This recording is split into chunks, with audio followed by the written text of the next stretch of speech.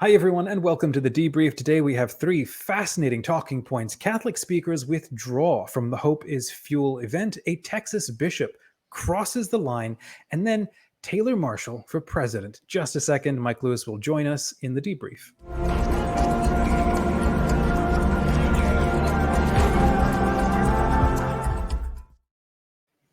Welcome to the Debrief, friends. Hey, Mike, how are you? This is our show where we're talking about news, questions, and controversies facing the Catholic Church. I'm Dominic de Souza, the founder of SmartCatholics.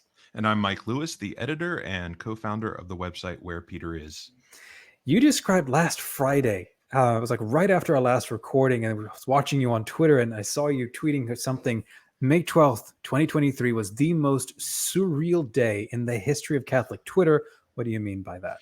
Well, it was a confluence of unbelievable events. They always say that the big news stories drop on Friday because you don't have time to talk about them.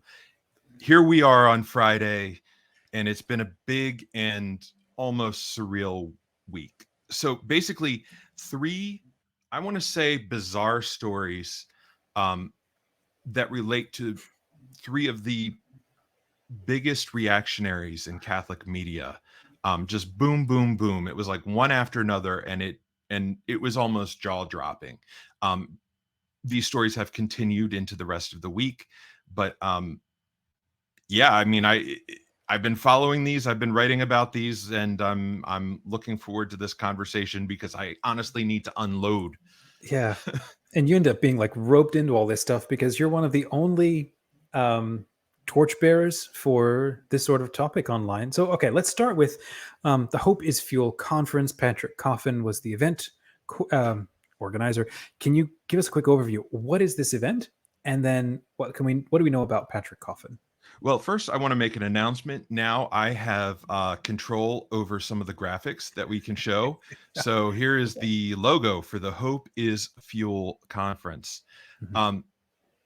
Or event. I don't know. It's not a conference. It's given I think me I saw that somewhere. Vibes with the. It's the opposite of synodal, whatever that, the anti-synod, I think. The Hope is Fuel anti-synod. So this event, I first became aware of it in early May. You see on social media these announcements. We're going to have a conference, the Steubenville conferences. Catholic Answers has their conference. You have academic conferences, liturgy conferences. I've been to a Laudato Si conference.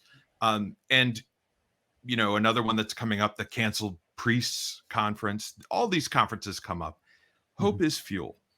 Went to the website. And I took a look at the lineup, and it struck me as a pretty odd combination of people.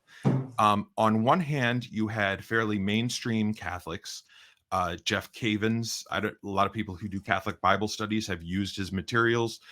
Ralph Martin, who's a seminary professor up in Detroit. You had Father Robert Spitzer of the Magus Institute, a Jesuit priest. Jennifer Robach Morse, who's the head of the Ruth Institute. Now, they're all conservative, but then you look at the other half of the names in the conference, and you have John Henry Weston of LifeSite News. You have Tim Gordon, who, the podcaster who's sort of got this toxic masculinity, patriarchy thing going on. His wife, Stephanie Gordon, who wrote the book Ask Your Husband. Various YouTubers, bloggers, social media people. And it's sort of like this combination doesn't make any sense. Like these people would not want to be in the same room as these other people. And so, and then when I saw the organizer of the event, things started to make sense in my mind. The host of the event is Patrick Coffin, who when I was, in the early 2000s, early 2010s, commuting to work or commuting home from work, I would listen to Catholic Answers Live. He was the host. He was, very friendly, congenial, great interviewer. His, great, calm speaking voice, almost as good as yours. And I mean, he wasn't saying and you know every third sentence like I do. He was I enjoyed him. He had a good rapport, good sense of humor. Some point around 2015 or 2016, and I wasn't really listening to Catholic Answers Live anymore. He leaves the show and he starts his own project, the Patrick Coffin Show. Started to notice that he was becoming maybe a little bit more extreme in his views, openly opposed to Pope Francis. Was hosting some pretty reactionary characters. And then he started to hint around that Francis wasn't the legitimate Pope. And so this is something that he starts talking about probably in 2019 or so. He starts hinting about it. And, he had a long conversation with Cardinal Burke talking about the canonical validity of the resignation. COVID hits, becomes a big time like anti-vaxxer, COVID denialist, conspiracy theorist. He's hosting these conferences featuring people like Robert F. Kennedy Jr. and chemtrails guys, and Vigano is a headliner at some of these events, and it's sort of a blending of Catholic extremists and the conspiracy theory community. So he sort of painted himself into this corner of extremists, conspiracy theorists, sort of an anti-reality almost. And honestly, like talking about New World Order, Great Reset, I mean, to me, it was heartbreaking to watch. Like, and that's one thing that people don't quite understand, is that like it grieves me to see people who I respect, who I like, who I'm fond of, go down this road. But we've seen this happen so many times in the last, between the election of Francis, the election of Trump, and then COVID and this QAnon stuff. It's just like this people enter into the Catholic fever swamps and can't get out. Apparently other people, they don't run websites like Where Peter Is. They aren't watching these movements. Still remember, the friendly radio host Patrick Coffin. And so he calls on some old friends, invites them to this Hope is Fuel event. And anyway, fast forward. 2022. Well, also I want to point out, in 2022, he came out publicly as believing that Benedict's resignation was invalid, technically right. So that meant that Benedict was still Pope as of, from 2013 until he died on December 31st of last year. People tend to call that position benevacantist because it rhymes with sedevacantist. It seems natural. I think the people who actually held that position didn't like it. I think some of them tried to do the BIP, Benedict is Pope, and then there's Beneplendentist or something like that. Oh gosh, they had their own names. Benevacantist was what everybody knew. Then Benedict dies, and Patrick Coffin tweets, and because I have my graphics, let's see, will this show up on the screen? So the Pope has entered eternity. R.I.P. The impeded see is now vacant. May the pre-2013 cardinals do the right thing and avoid yet another anti-pope. So even though there's definitely precedent for, can you pull that down? I can't get it down. Oh, there we go. Yep, you got it down. Even though, and I wrote a Substack about this, there's a precedent that there was one situation where Pope Martin I was kidnapped by the Roman emperor and sent into exile in Crimea. And the emperor forced the clergy of Rome eventually to elect a new pope. And they elected a man named Eugene, I believe, the first. So this is like the 600s or 700s. Never secured a real resignation from Martin. Martin, I think, wrote a letter maybe a year later, from exile, acknowledging the election of Eugene.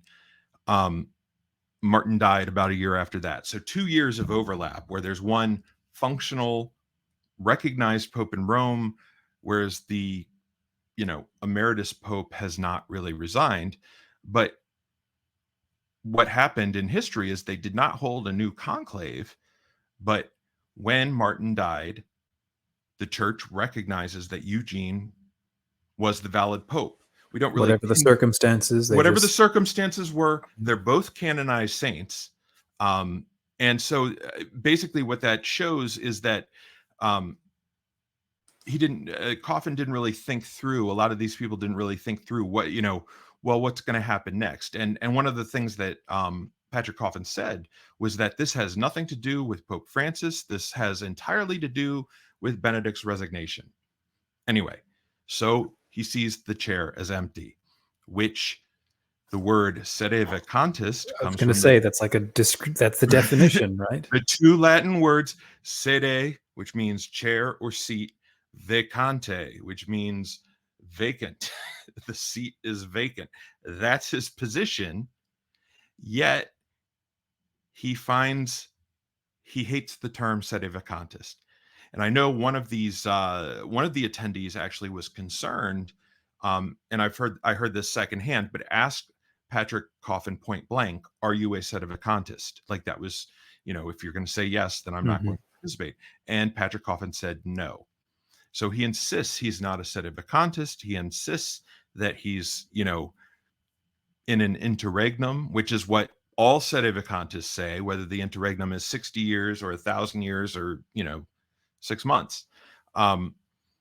So I think basically what wound up happening was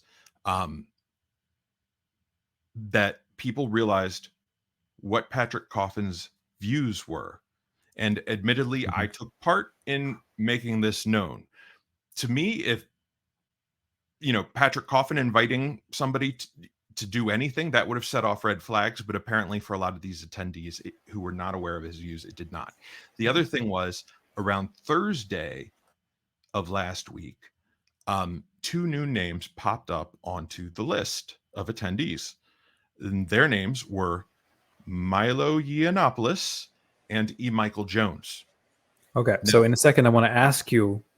Let's talk about the lineup of the speakers and the fact that they were pulling out. But briefly, can you outline what was the intent of this event that he's pulling together? So it was basically to build up the Catholic faith. It looked very innocuous. It did not mention Patrick's views.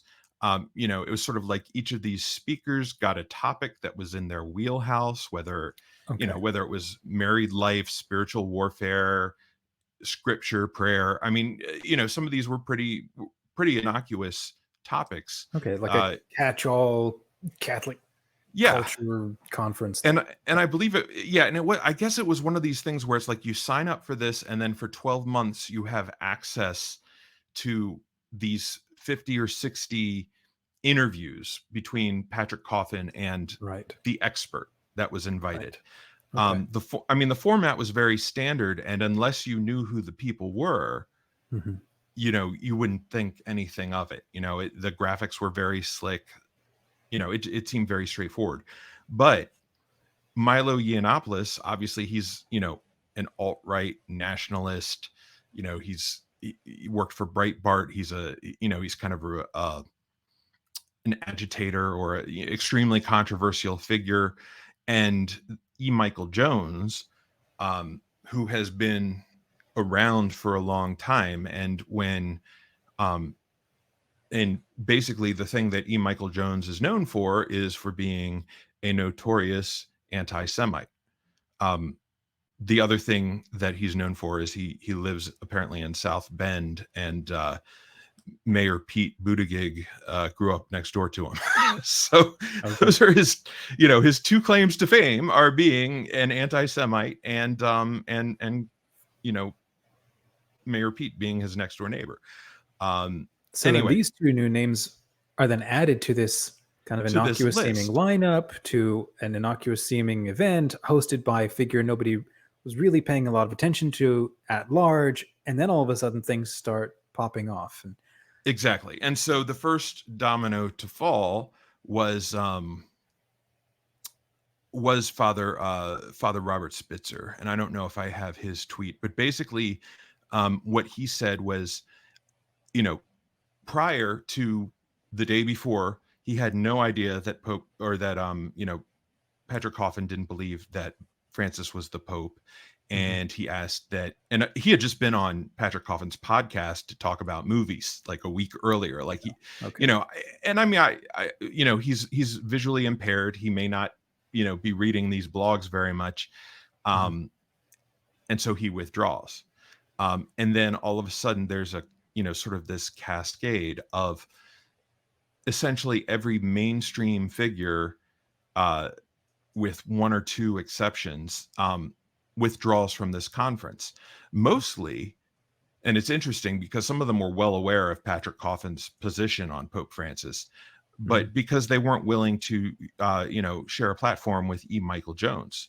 There's no question about his anti-Semitism, although just like Patrick Coffin redefined sedevacantism, E. Michael Jones doesn't consider himself to be an anti-Semite because he doesn't believe, I guess, not to get into the nitty gritty, but that there's some inherited defect among Jews. He thinks that they should, that the problem is that they, reject Christ, which, it's an odd juxtaposition, but he blames them for all the immorality, all the evil in the world, pop culture, the downfall of society, everything, every conspiracy theory on the planet. And so one by one, these people are pulling out. Meanwhile, their slots are getting filled in with names that are teetering this group to be slightly more extreme. For a few days on there, Steve Bannon was up. He was one of the names. He came back down. Milo pulled out at a certain point. But other people like Peter Kwasniewski joined late. Basically one of the most extreme radical traditionalists around. Anti-papal, doesn't believe in the magisterium, at least in the way that the church teaches it, gives no deference to the Pope whatsoever. And other names, basically a lot of masculinity speakers and people with white nationalist reputations, canceled priests, canceled seminarians are showing up on the list. So it became sort of a hodgepodge. And ultimately, like, I think one of the things that, and meanwhile, Patrick Coffin is complaining about this, and he's saying that he mentioned me and a couple of other people exerting pressure on these people to leave. I don't think I know a single person on that list personally. Okay. But I've read their books, I've watched their videos, I had respect for them, even if our views weren't entirely aligned. And my thought is, they don't know Patrick Coffin's positions, and they're going to want to know that E. Michael Jones is part of the roster of this thing that, that they've joined. Some of them aren't online. Patrick Madrid's sister, Lisa Duffy, is one of the people that pulled out. She said, I was on Catholic Answers 10 years ago, and I remember he was a friendly guy. And, I'm not on social media, but someone told me, and so so all of them pulled out for reasons of principle, not because of peer pressure, not because all their friends were doing it. They were, when people actually read the things that E. Michael Jones had written and, came to terms with Patrick Coffin's extreme views, it seems to me that it was a no-brainer. The event is still going to go on. So, you've gathered all of this and been following this for the last week, and now you're being accused of like derailing half of this stuff. And you wrote an article called "Hope is Fooled." What is that about? So hope, it's a play on hope is, That's very good. Fuel. Pretty good for 5 a.m. on a Friday morning. So what this kind of reminded me of was something that happened back in 2014. Another conspiracy theorist and anti-Semite who started out as a Catholic apologist named Bob Sungenis and a team of people. The cause that he was championing, well, first, he recruits all of these mainstream scientists like Lawrence Krauss and, into this cosmology documentary about Earth's unique place in the universe, which is Mhm. an interesting thing. I mean, when you study the factors of, like, if we were this much closer to the sun, if the Yeah, the planet was whole this much Goldilocks bigger, if zone. And, all of these kinds of yeah. the habitable zone, the tectonic plates, all of this is really fascinating stuff. So they tell these scientists that this is the topic of this documentary. And so they've got, these scientists sitting there and, waxing poetic about the undiscovered mysteries of space and all the things that are out there that we haven't learned about yet. And, you Mhm. know, and what they wound up doing. Oh, and the other thing was, speaking of space, they got Kate Mulgrew, who played Captain Janeway on Star Trek Voyager, to narrate it. Oh, So, really? Okay. and so the film was called The Principle. The universe is trying to tell us something. Okay, so that, Okay. and this trailer comes out. But here's the thing: they take, how documentaries go. They expert to expert, and then a scene of, some planet crashing into something, and, the Earth orbiting, and birds flying, and then interspersed in there is Bob Sungenis and some pseudo-scientific, like, experts Mhm. saying that the Earth is the center of the universe and Galileo was wrong. So it was a geocentrism documentary. Okay. And these scientists don't even realize this. Kate Mulgrew doesn't realize this, even though she was a Starfleet captain. You'd think she'd know a little bit more about space than, but Whatever the header they're script is. all Okay. duped into being in this documentary that promotes geocentrism. And that's what this kind of reminds me of. It's like, oh Okay. yes, let's have this nice faith Catholic conference, and Mhm. let's bring along the biggest conspiracy theorists and, sedevacantists that are out there. Yeah. I mean, it would be funny, except for the fact that there are people who really fall for this stuff. So So, I mean, okay, briefly then, what are the lessons that we can learn? Because now I want to ask you about a Texan bishop crossing the line. So, what's the one lesson that we can learn from this situation? if you are invited to do an event or take part in something public, like a conference, like a film, do your research, ask around, go to where Peter is, reach out to Mike Lewis, There you go. do your research, you know, Okay. All right, be let's talk alert. about this Texas bishop. So we have Bishop Joseph Strickland, and he responded, or he got involved in So he this was stuff. also listed on that website Okay. for Hope is Fuel for an Mhm. event I guess he did back in March. He wasn't one of the listed speakers.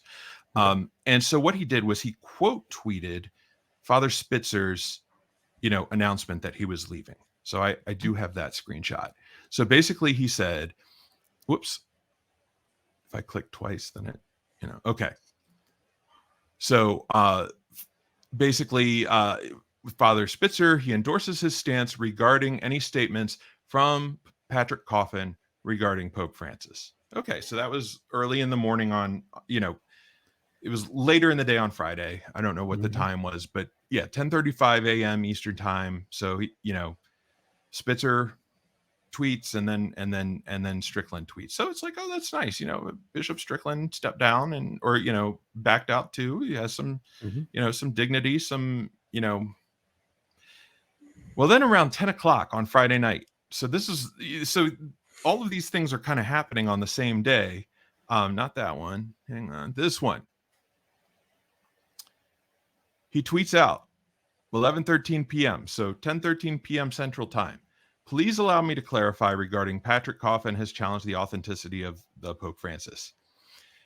If this is accurate, I disagree. But then this is where he crosses a line that I Mhm. don't think I've heard a bishop in my lifetime, an active sitting bishop, cross. Um, I believe Pope Francis is the Pope, but it is time for me to say that I reject his program of undermining the deposit of faith. Wow. Follow Jesus. Um, this obviously caused a bit of a stir. Mhm. And it got a lot of press. Actually, where Peter is, I saw this at about 11:30, and I wrote out my article, hit publish at 1 a.m. Mhm. and it was the biggest, probably 50,000 more hits than the second highest article in our history. Wow. Like, this was a pretty big statement. Mhm. On Saturday morning, Bishop Strickland puts out another tweet saying something to the effect of, but we must stay in unity, don't go into schism, Mhm. don't join the SSPX or the sedevacantists. But then he goes on to say something about Yes. about the So that just SSPX. 3 or 4 hours later, this is what comes up. Hang Okay. on. Is it coming up? Twitter Oh, needs the whole edit button are we thing, right? both clicking it? Is that okay? Correction. As Bishop Schneider has stated, the SSPX is not in schism. The SSPX continues to hold tradition out for the Universal Church. The Eucharist of the SSPX is held as valid by the Catholic Church. We must turn to Jesus's Eucharistic face. Now, the Catholic Church has never challenged the validity of SSPX Eucharist. Mhm. We've never challenged the validity of Eastern Orthodox Eucharist.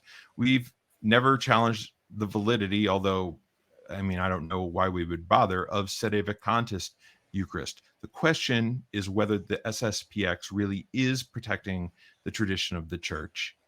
And the tradition of the Church includes granting assent to the Pope, his Mhm. teachings, and his disciplines, which they do not do. And Mhm. if you look at numerous statements of the magisterium by popes, by the last 3 popes, they state that the movement led by Archbishop Marcel Lefebvre, the founder of the SSPX, Mhm. is a schismatic group. It is a schism. And it's just ironic to me that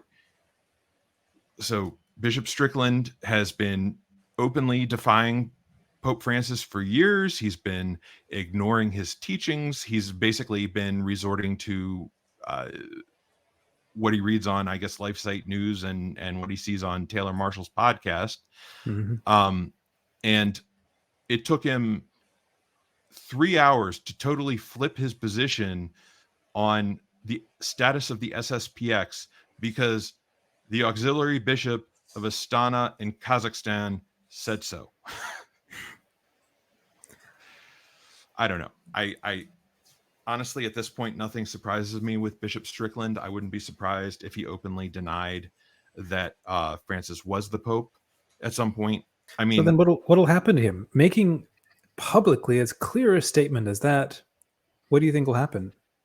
So far, nothing's happened to him. So I honestly, I think Pope Francis's way is to ignore this kind of thing. He's never Mhm. disciplined Vigano. He's never disciplined Cardinal Burke. I know of at least 2 bishops, Bishop Rene Gracida, the emeritus of Corpus Christi. He's about 100 years old. And Mhm. another Archbishop, Lenga, I believe is his name. He's also from Kazakhstan, but he's been living in Poland, denies that Francis is Pope. And he's had and Pope Francis has not directly disciplined anybody yet. He gives them rope to hang themselves. Mhm. And I don't like to criticize the Pope, but it's like the, I don't know. I just see the personal toll that it's taking. I guess Mhm. if he was to make it a global issue, maybe other countries would be harmed by attention being brought to this, but it's just the power of the American media is so big, and Mhm. American Catholic media is the biggest in the world. Um, I don't know. I don't know what's going to happen. It's one of those things where it's like, surely he's crossed the line this time, but at this point, I have no expectations Mhm. whatsoever. Yeah. Well, You know, speaking of the power of the media, then let's talk about Taylor Marshall declares that he's running for president. So is he's not and to trolling? So he's imagine, serious, right? yeah, this is like the third weirdest thing that happened that day. Uh, In the Catholic world, Taylor Marshall, the funder of Pachamama, the Yeah, running for president of the United States. He's apparently serious. My guess is he's going to ride this out as far as he can. He was polling his followers about what a Catholic president should, should have in his platform, and people were giving a lot of interesting suggestions. Catholic president who doesn't really follow the Pope. Michael Sean Winters wrote a nice article about it that we'll put in the show notes. But does he have a program or a plan, or do we know what he's running on? Well, so I decided that I wanted to give him a little bit of help in his campaign. Okay, because he's not giving us anything. Like, I don't know what his slogans are right now. I don't know who he's going to pick for his running mate. I thought that maybe like a little bit of, I thought, well, people, I'm a graphic designer. I have that background. So I thought I'd make a little poster for him that he can use until he picks a running mate. Oh God! So these are. Do people actually call him Tay Tay, or is that just you? I think everyone should call him Tay Tay. I don't know. I don't know if they do, but so for those who are listening on podcast, whatever, it says vote Tay Tay, just a dad with a webcam. That's right, and I mean that's all he. It's like the average Joe. Remember Joe the plumber? Just the dad with the webcam, from Texas. So I was trying to think of different people that maybe would make good running mates for him. And so the first one that came to mind was pretty obvious. I thought that I love the caption up at the top. So yeah. Oh, that's nuts. So obviously if he's running with Vigano, we can deep church, deep state, deep fake. Maybe try to squeeze deep hate in there. I thought that this was like the match made in heaven until somebody reminded me that the vice presidential candidate has to be born a U.S. citizen. So that wasn't going to work. And so then I was like, okay, well, I need to think of like who else, like who might have some free time or might be in a rut and needs to, but would bring something real to the table. So, and there's Coffin. Okay, that's right, Marshall Coffin, the great regret. I mean, I thought I put reset there. I must have spelled it wrong. So yeah, I thought that would be a good campaign because it's like, Coffin has all of this experience, understanding how the UN and world governments run, and he's worked with a lot of health experts. So I think that, in obviously public health has been a big issue the last few years in the United States. Then someone told me that Patrick Coffin, even though, when he was at Catholic Answers, he moved to California, he's Canadian. So he's not eligible either. So it's like, oh my goodness, to the drawing board. Back to the drawing board. But then I realized that I thought of the perfect running mate for Taylor Marshall. And so I made this poster.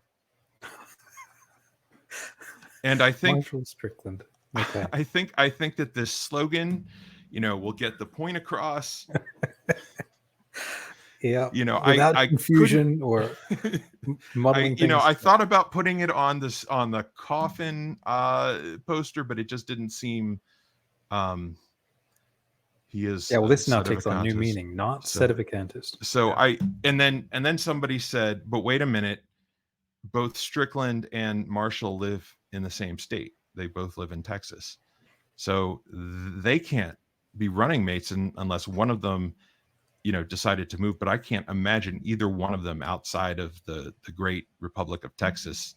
So I think it's back to the drawing board, but I'm here with campaign ideas and platform proposals. And, if you want me to run an online convention, I think our StreamYard right here would be a good platform. Maybe you could do some interviews and, talk to his, to his campaign staff. I think it would be anyway, I'm looking forward to the future. And I think there's going to be a lot of, here's another interesting thing to keep following or keeping an eye on, because it's going to be a platform that is going to dredge up a whole lot of talking points, and where Peter is will be here to kind of catch the field balls, I guess. Yeah. All right. Well, There you go. Mike, thanks for the debrief. I am not on Twitter maybe as much as I should be. So no, half of stay this off, is please. news, This was just and that's why we've got this show. my brain melted. It was Yeah. amazing. I know you tweeted, you texted me, and I thought, okay, well, we know what we're talking about next week. So for those who want to know a little more, go a little deeper, we do have links to these topics and to Mike's article in the description. The conversation is brought to you from SmartCatholics.com, the free online community for millennials, creators, and learners. Come on in, join the private Where Peter Is group to ask questions, share insights, and suggest topics for next time. We do recommend that you be a Where Peter Is fan. I don't know that Tay Tay's fans are going to have as enjoyable a time. That's right. And visit wherepeteris.com to read articles, commentaries, spiritual reflections, watch great YouTube videos like this. And it's all by and for faithful Catholics who support the mission and vision of Pope Francis. Please do hit the like button and subscribe to Where Peter Is so that you don't miss an episode of the debrief. And support Where Peter Is on Patreon to help continue bringing high quality, professional grade programming like this. At the very least, a recap of what people missed this past week. Thanks again, friends, for joining us. When it comes to news and controversies in the church, stay curious, informed, and engaged. God bless you. God bless.